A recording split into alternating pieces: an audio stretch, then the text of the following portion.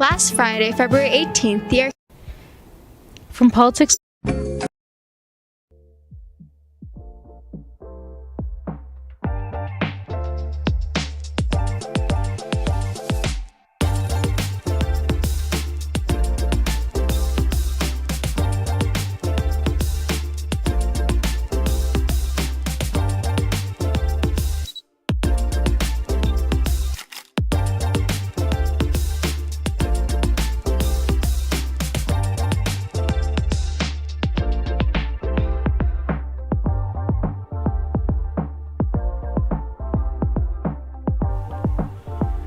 You know, honestly, this week went by pretty fast. You got any plans for the weekend, Ronan? Like going to the beach or getting a haircut?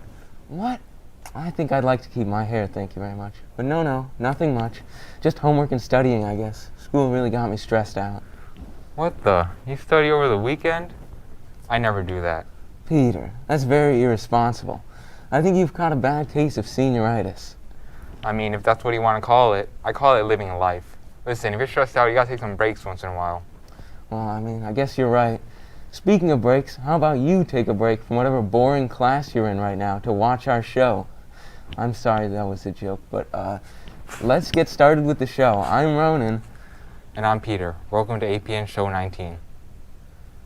On Tuesday, March 8th, best-selling author Stacey Lee, known for books such as Under a Painted Sky and Outrun the Moon, will be doing a virtual visit at our very own library. The event will go from 3:45 to 4:45. So if you're interested, you can RSVP at the link down below or contact Ms. Will for more information. The Arcadia Civic Youth Council recently hosted an event which brings light to an important part of Arcadia's history. Let's go to Kailani to share more information on what happened. Last Friday, February 18th, the Arcadia Civic Youth Council held a conference in the multipurpose room to highlight the 80th anniversary of the Executive Order 9066. On February 19, 1942, President Franklin Roosevelt issued Executive Order 9066, which authorizes the assembly of any suspected enemy to the country within its borders. This targeted people of Japanese descent, which included those who had U.S. citizenship. This act committed against Japanese Americans is considered one of the most barbaric and heinous violations of American civil rights. Our very own Santa Anita racetrack was an assembly center for these acts. Because of how close we are to the racetrack, the ACYC collaborated with the Guild Museum of Arcadia Heritage. So the museum has a permanent exhibit about the Santa Anita Japanese Assembly Center. You can also learn about some of the people who are in the Assembly Center on our Curator's Corner videos. The Arcadia Historical Society representative Robinson Lee shares his thoughts on why this history is important. So for me personally, I go to a church that has a very strong Japanese American background. I see highlighting the history of Japanese Americans, especially in Arcadia, very essential to highlighting stories of Asian Americans overall and in America.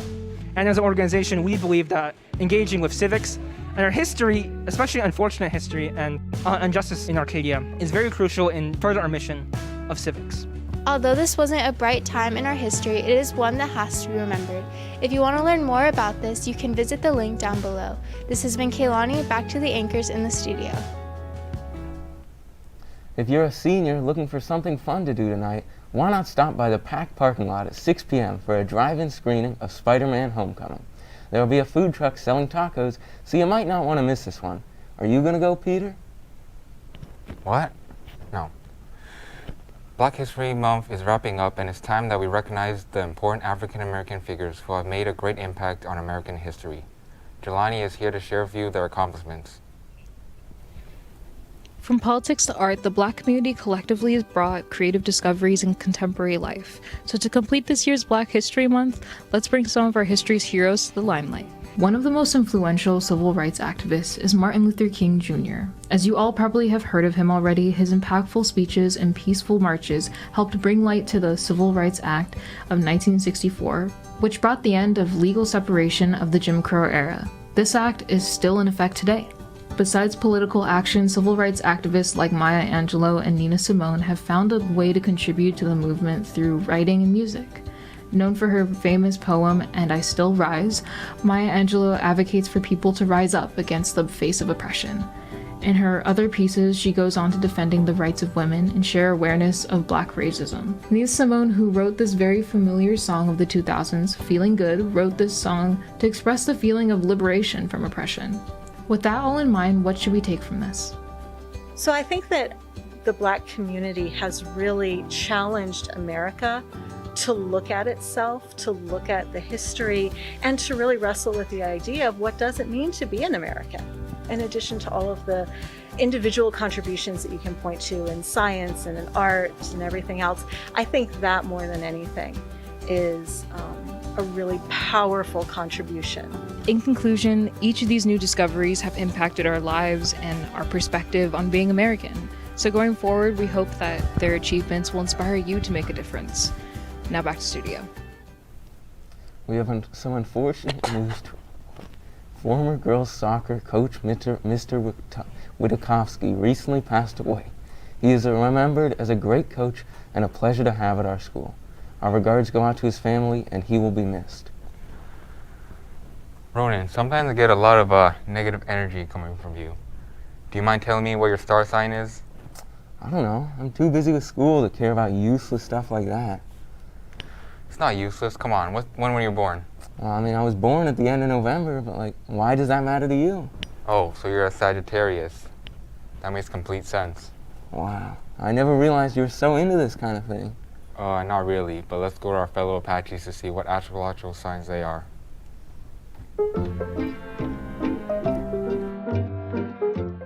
I'm a Sagittarius. And what's your least favorite zodiac sign? Probably Taurus. I'm a Sagittarius. My least favorite is a Watertarius. I'm a Capricorn and I hate Virgos. I'm a Leo and probably Aries.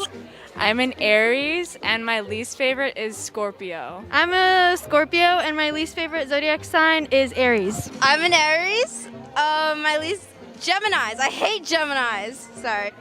Hi, I'm a Libra and I don't really prefer Scorpios.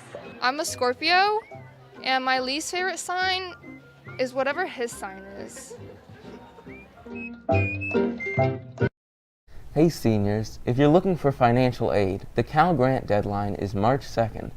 Filling out the FAFSA or California Dream Act application will ensure consideration for institutional scholarships, so applying is recommended, even if you don't think you qualify for federal or state aid.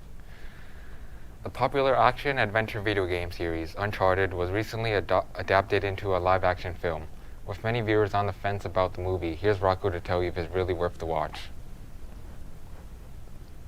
If you claim to be a gamer with only the most refined taste, yet have never played any of the Uncharted games, honestly, I wouldn't blame you. While the Uncharted series is one of, if not the biggest action-adventure video game franchises of all time, its lack of replayability leaves the games in dwindling relevance.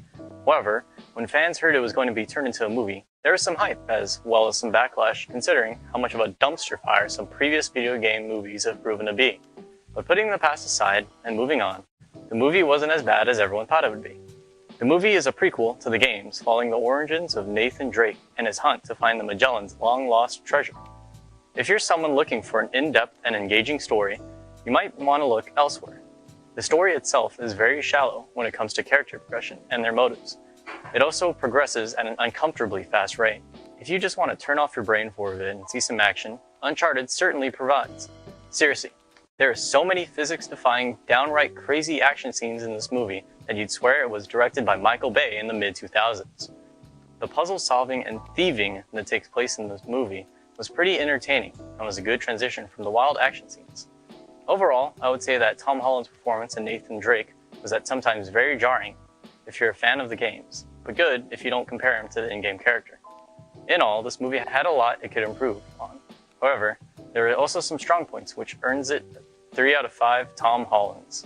And to add a second opinion, here's our guest star, Nathaniel Roshan Jason. So, Nathaniel, what did you think of Uncharted? Yeah, it was okay. This has been Rocco and Nathaniel. Back to you lovely people at the anchor's desk. You know, I was just thinking, it must be so hard being a student athlete. I mean, I just get so tired from walking. Man, tell me about it. This week was just loaded with sports. Yeah, but the spring season had just started, but with the way our teams have been playing, it seems like our athletes have been playing together forever. Well, we have Giselle L.I.E live in studio to talk about these games. Hey Giselle, what is the Ghost's favorite soccer position? A goalkeeper. Like Peter said, we're just a few weeks into our spring season and our teams are already making a name for themselves. But before highlighting all of our sports, let's take some time to appreciate our amazing girls soccer team and the run they had in CIF playoffs. Stands were filled with Cardinal and Gold as the Apaches played a historic game against the Sierra Canyon Trailblazers. It's been over 10 years since Arcadia has made an appearance in the CIF semifinals. It was an intense game as Arcadia constantly kept the pressure on Sierra Canyon for the majority of the game. In the first half, our Apaches had tons of opportunities, however, they just couldn't make anything of it. But in the second half, a strong shot outside the box from Sierra Canyon's number 10 unfortunately found its way to the back of Arcadia's net. Our Apaches fought hard to equalize but fell short, ending the game with a final score of 1-0. Although this wasn't the outcome everybody was hoping for, we are extremely proud of our girls and we look forward to seeing them compete next year. Our softball team played 2 games this past week, and though it may seem like a lot, our opponents were clearly no match for our Apaches. On Tuesday, the girls played against Alhambra and it was clearly an easy game as pitchers Sophia Herrera and Tara Westbrook shut out the Moors. The game quickly ended as the Apaches mercied Alhambra 10-0 in the 5th inning. Yesterday, our girls went up against San Dimas Saints, and it was definitely a fun game to watch. Our girls came out strong and scored 5 by the bottom of the 2nd inning. However, the Saints quickly bounced back and it took the lead 6-5. It wasn't long before the girls took their momentum back and busted the game open, scoring 5 runs, taking the lead 10-6. The Saints scored 2 more runs before the Apaches were able to record 3 outs, but we still won 10-8. Congratulations on a great week and keep up the good work. This week, our boys tennis team lost their match on Monday 5-13 against Claremont, but came back and beat Hoover by a whopping 18-0.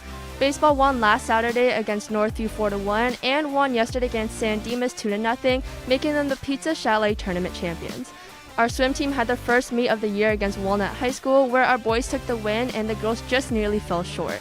And track and field had a meet last Saturday, and tons of Arcadia runners took first in their respective races. And later today, go check out boys tennis, who will be playing home against Flintridge Prep at 3:30.